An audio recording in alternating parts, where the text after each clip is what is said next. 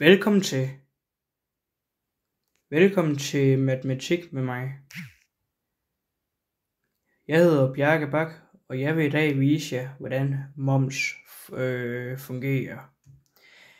Hvis vi nu starter med 1 plus 1, så giver det sig selv 2. Men det er ikke helt rigtigt. Det skal faktisk give 3, hvis der skulle være moms på. Ellers så skulle det give 2, hvis det var 1 plus 1. Nu prøver vi lige et nyt regnestykke.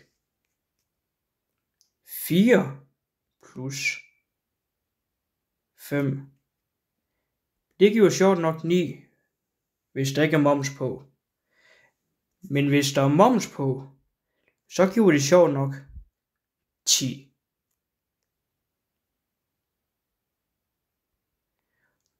Nu prøver vi lige 6 plus 5. Det giver 11, hvis der ikke er moms på. Men hvis det er rigtigt nok, så skulle det faktisk give 12, hvis der var moms på. Det var matematik for mig. Vi ses en anden god gang, og rigtig god fornøjelse.